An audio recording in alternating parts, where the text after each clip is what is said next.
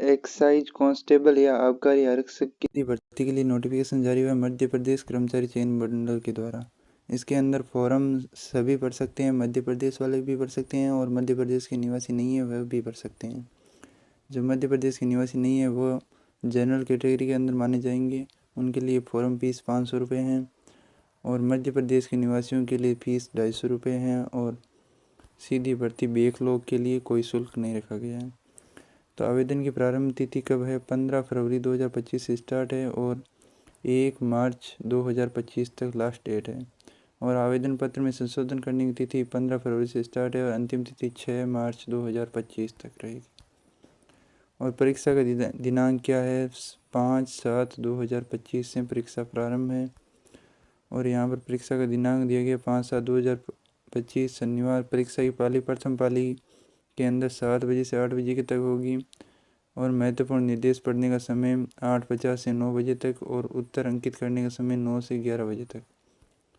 और द्वितीय पाली कब होगी? 12:30 से 1:30 के बीच रिपोर्टिंग टाइम है और 2:20 से 2:30 तक पढ़ने का समय है और 2:30 से 4:30 तक उत्तर अंकित करने का समय है। तो अब देखते हैं इसके अंदर कौन कौन से क्वेश्चन आने वाले हैं, सिलेबस क्या रहने वाला है। तो यहाँ पर कितनी भर्तियाँ हैं वो तो देख सकते हैं, ऑल ओवर 139 भर्ती हैं। जनरल कैटेगरी के अंदर ओपन महिला भूतपूर्व सैनिक ऑल ओवर 248 वैकेंसीज है।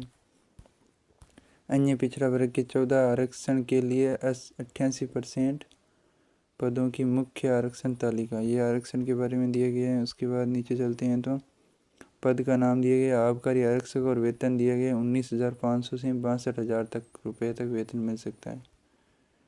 और निर्धारित आयु सीमा क्या है? 18 वर्ष से 33 वर्ष के बीच है, 33 वर्ष से अधिक नहीं होनी चाहिए। भर्ती का तरीका क्या रहेगा? खुली प्रतियोगिता से सीधी भर्ती के भरे जाने वाले पदों के लिए न्यूनतम वर्ष 18 है, अधिकतम 33 है। मध्य प्रदेश लोक सेवा आयोग की परिधि के बाहर या तृतीय या चतुर्थ श्रेणी के वर्दीकारी पद के लिए महिला आवेदक के लिए 18 वर्ष न्यूनतम आयु, मैक्सिमम आयु 38 वर्ष है और अधिकतम आयु सीमा में छूट 5 वर्ष की है। अब उच्चतर आयु सीमा में छूट मध्य प्रदेश के लिए है और दूसरों के लिए नहीं है।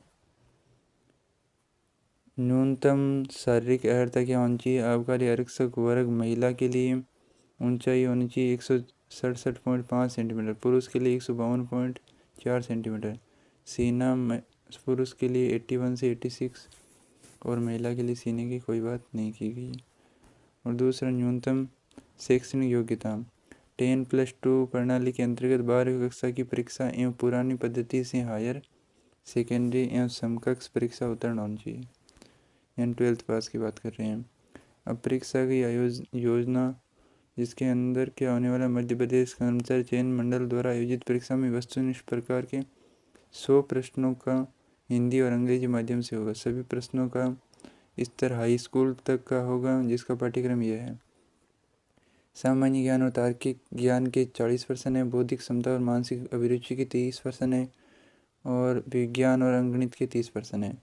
लिखित परीक्षा में प्राप्त अंकों के आधार पर मंडल द्वारा प्रत्येक संवर्ग के लिए पृथक मेरिट परीक्षा सूची सहित बनाकर आबकारी आरक्षक आयुक्त को उपलब्ध करवाई जाएगी। अब उसके बाद दिशा निर्देश दिए गए हैं।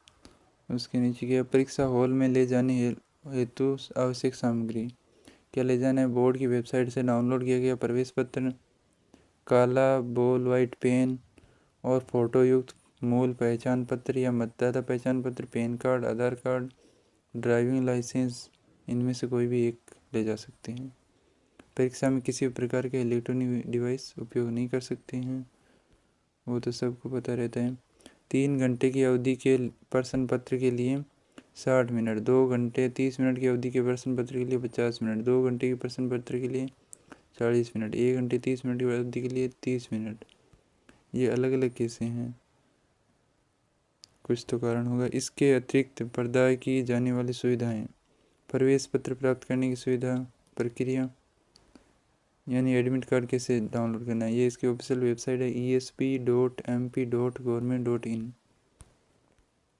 इस पर जाकर आप डाउनलोड कर सकते हैं। और ये यहाँ पर क्या दिया गया है, उदाहरण प्रश्न पत्र विशेष।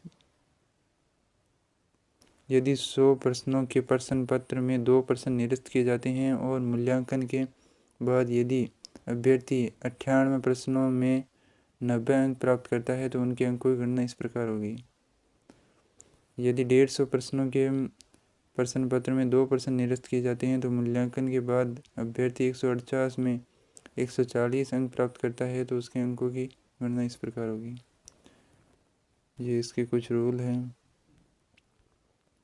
अनुचित साधन परीक्षा परिणाम इसकी ऑफिशियल वेबसाइट पर अपलोड होगा।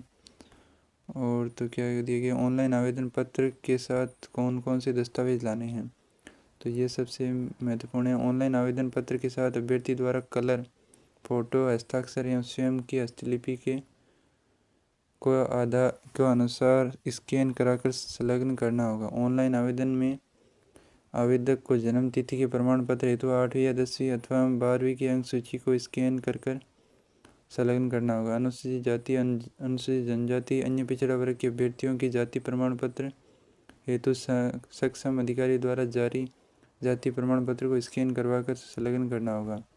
दिव्यांग अभ्यर्थियों के लिए विकलांग प्रमाण पत्र को स्कैन करना होगा। EWS क्षेत्रीय प्रमाणी के लिए वो प्रमाण पत्र और संविदा कर्मचारी हेतु स्व प्रमाणित पत्र प्राथमिकता के आधार पर बोनस संबंधी प्रमाण पत्र। ऑनलाइन आवेदन पत्र के साथ फोटो और हस्ताक्षर अपलोड करने के लिए क्या दिया गया है कि फोटोग्राफ आवेदन भरने की तिथि से 3 माह से अधिक पुराना नहीं होना चाहिए। फोटोग्राफ पर खिंचवाने की दिनांक और आवेदक के नाम का स्पष्ट उल्लेख होना चाहिए और फोटोग्राफ की कम से कम 5 प्रतियां सुरक्षित रखना होगा। ये बात है, तो आप इसके लिए योग्य है तो ज़रूर आवेदन करें। और ऐसी ऑफिशियल नोटिफिकेशन संबंधी जानकारी के लिए हमारे चैनल को सब्सक्राइब कर सकते हैं, लाइक कर सकते हैं, शेयर कर सकते हैं और इसकी PDF आप डाउनलोड कर सकते हैं। नीचे लिंक दे दिया गया है। मिलते हैं।